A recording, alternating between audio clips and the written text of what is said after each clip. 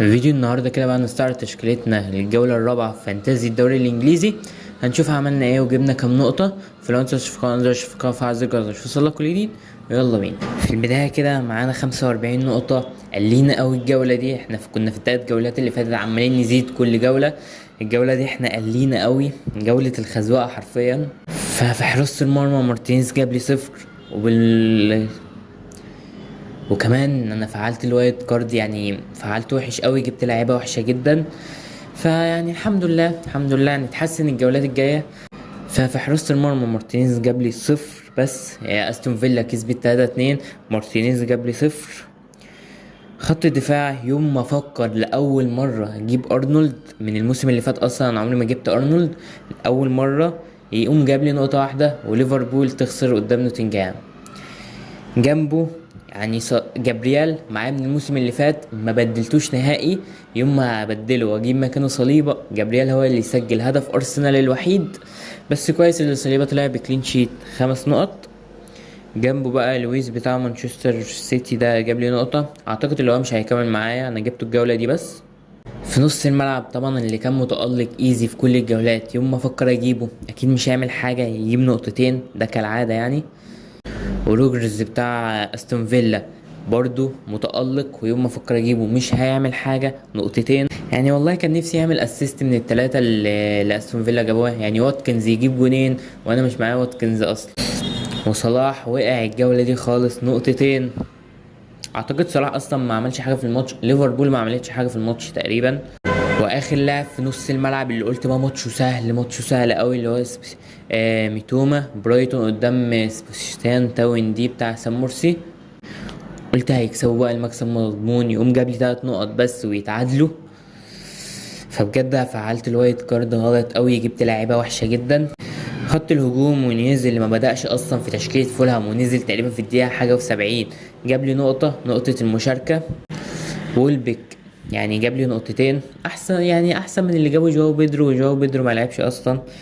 بس يعني مش عارف، يوم ما افكر اجيبك برضو تجيب لي نقطتين. والحسنه الوحيده في التشكيله هو الدبابه الساحق الماحق هالاند. يعني انت دلوقتي حزين اللي صاحبتك ماتت، امال بقى لو لو كنت انت في الفورمه كنت هتعمل ايه؟ يعني كنت هتجيب كام جون؟ يعني في 4 ماتشات جايب 9 تجوان. هالاند 26 نقطة، يعني حرفيا بجد يعني.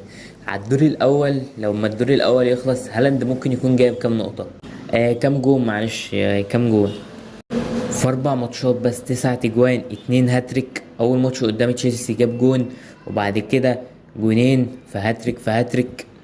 الماتش الجاي تقريبا قدام ارسنال، فهنشوف هيعمل ايه بقى. والدكة صفر، الحارس صفر. كونسا جاب لي نقطة، تيتي مدافع فولهام جاب لي نقطتين، والواد اللي هو بتاع بورنموث ده جاب لي نقطتين برضو، كانوا بيواجهوا تشيلسي. فحرفيا سيئة قوي، الوايت كارد اللي أنا عملته ده سيء قوي. فخلونا كده بقى نشوف تشكيلة الأول على العالم. الأول على العالم جايب 120 نقطة، فنخش نشوف تشكيلته. عامل تريبل كابتن. في حراسة المرمى حارس تشيلسي سانشيز جاب له 15 نقطة، 15 يا مفتري. خط الدفاع جايب جابريال وصليبة الاتنين، وكنت معتمد عليهم قدام توتنهام كمان.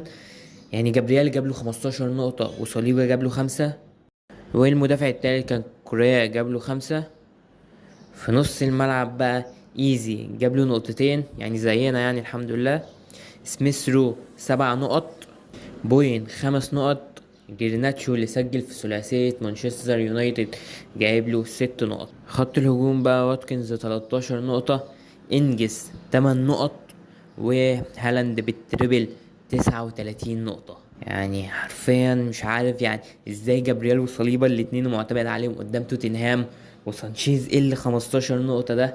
ما عدا الباقي يعني معقول شوية، يعني بوين وسميث رو وجريناتشو، يعني دول معقولين شوية.